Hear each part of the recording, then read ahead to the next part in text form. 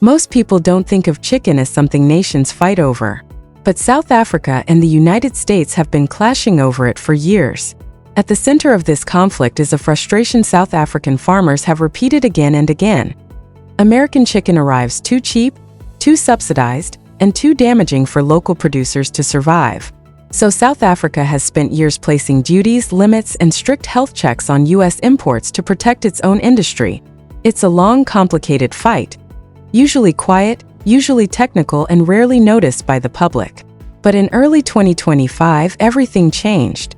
Social media suddenly exploded with claims that South Africa had finally taken a bold step, blocking U.S. chicken and causing a massive $450 million hit to American exporters.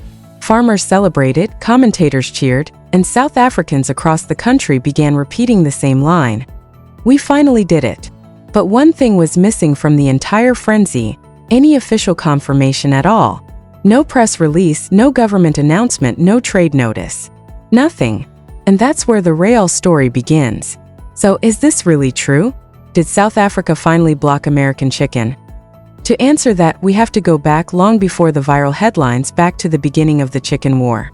Because before the rumor, the truth is simple. South Africa and the US have been fighting over chicken for decades. Not tanks, not oil, not technology, chicken. And while the product may look harmless, the economic impact behind it is anything but. The conflict began years ago when South African farmers noticed a pattern.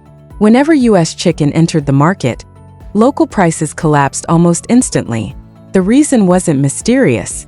The American poultry industry is one of the most heavily subsidized agricultural sectors in the world.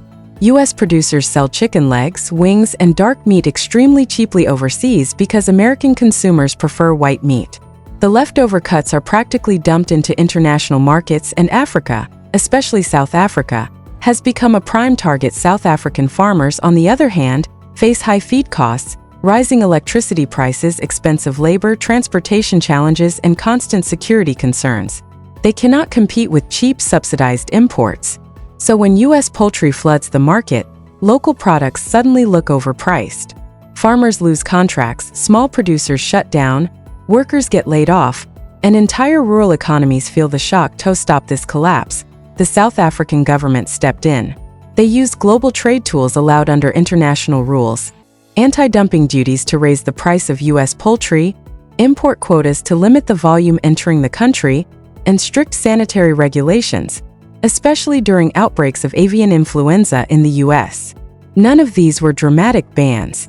They were slow, steady legal methods designed to defend domestic industry without triggering a diplomatic war. For years, the U.S. complained. South Africa defended itself.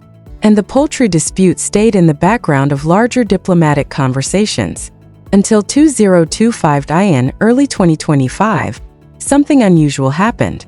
A wave of online videos and posts began spreading across South Africa, claiming that the government had blocked U.S. chicken imports entirely, delivering American exporters a $450 million blow. But these posts didn't come from officials. They didn't come from trade experts. They came from ordinary people reacting to bits of information, incomplete, misunderstood, or taken out of context. Yet the rumor arrived at the perfect moment. Farmers were extremely frustrated. Import checks were becoming stricter. Health regulations were tightened again due to U.S. bird flu concerns.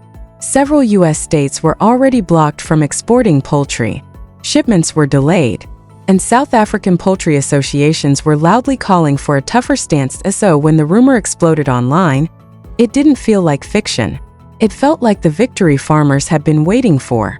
Overnight, celebrations erupted. Commentators applauded. And although no official statement existed, the public believed it instantly.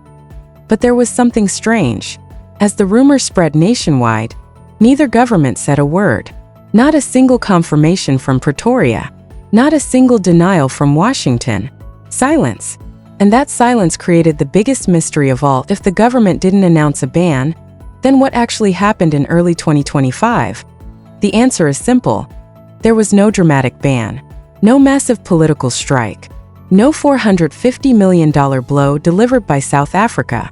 What actually happened was far more technical but far more familiar. The same old trade restrictions tightening at the same time, creating the perfect illusion of ABN. To understand this, you need to know how South Africa controls poultry imports. Unlike sweeping bans that get announced with big speeches, most of the country's measures against U.S. poultry are technical and ongoing. Anti-dumping duties raise prices. Quotas limit volumes. Cold chain requirements slow down shipments. Sanitary regulations block poultry from U.S. states facing bird flu. And temporary suspensions stop imports when there are health risks. Individually, none of these things create headlines. But when several happen at once, the effect feels dramatic, even if nothing new has been implemented. That's exactly what happened in 2025. Anti-dumping duties remained in place, keeping U.S. chicken expensive. Certain U.S. states were temporarily banned because of avian influenza outbreaks. Import quotas were under pressure, so not all importers received the volumes they wanted. Customs inspections became stricter, slowing down shipments. These overlapping factors made the flow of U.S. chicken appear lower, slower, and more uncertain. Combine these real conditions with the louder-than-ever calls from farmers demanding protection, and the atmosphere was perfect for a rumor to take over. People didn't question it. They embraced it. Even when trade experts later clarified that no official ban existed, the rumor had already rooted itself in the public imagination. And the silence from both governments only made it feel more believable. When officials say nothing, speculation fills the gaps. But the deeper question remains.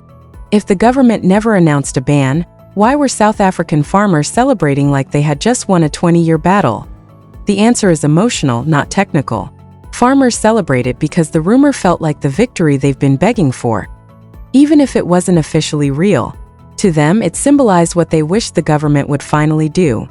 Defend them without hesitation, without compromise, and without worrying about Washington's reaction. To understand their excitement, you have to understand the scale of the threat they believe they are facing. South Africa's poultry industry is one of the country's largest employers, feeding millions and supporting thousands of farms, transporters, and rural families. Every time cheap U.S. chicken arrives, local operations take a massive hit. Contracts are lost. Jobs disappear. Businesses shut down. It's survival, not policy. That's why farmers have spent years pleading with the government. Raise duties, restrict imports, or simply impose the full ban they believe is necessary to protect their livelihoods. So when the rumor caught fire, they didn't care whether it was technically true. They cared about what it represented: a shift towards sovereignty, self-reliance, and national food security. But that leads us to the most important part of this story: the reason South Africa never imposes a full ban, no matter how much pressure farmers apply. The reason is one word: exposure. Not physical but economic. South Africa relies heavily on the African Growth and Opportunity Act (AGOA), a trade framework that gives the country preferential access to the U.S. market. Billions of rands in exports, cars, citrus, wine, metals depend on it. If South Africa suddenly banned American poultry outright, it risks retaliation, political pressure, or renegotiation of terms that could hurt the country far more than the poultry industry benefits. So instead of dramatic bans, South Africa relies on quieter, safer tools: anti-dumping duties, quotas, and sanitary restrictions. These measures protect farmers without violating trade agreements or provoking Washington. This is the balancing act at the heart of the chicken war. South Africa must protect its farmers. The U.S. must export its surplus. And both sides avoid escalations that could spill into larger trade disputes. The result is a conflict that never ends, it just changes form. The U.S. needs markets for its dark meat chicken. South Africa needs to defend its local industry. The incentives on both sides remain the same. That's why this dispute rises, falls, cools down, and heats up again in a predictable cycle. So what happens next? South Africa will continue tightening controls. Quietly, technically, legally. Anti-dumping duties, quotas, and sanitary rules will remain the primary tools. No politician wants to be blamed for destroying local jobs. The U.S., meanwhile, will continue pushing to keep the market open. American exporters don't have the option to stop exporting. The surplus has to go somewhere. The public, as always, will be caught in the middle, confused by technical policies, misinterpreted delays, and periodic rumors that spread far faster than official clarifications. And that's the final truth of this story: the chicken war will not end. Not in a year, not in 5, not in 10. It will move, reshape, flare up, cool down, and then return again. Because neither side can give the other what it wants. America cannot stop exporting. South Africa cannot stop protecting. And so the cycle continues.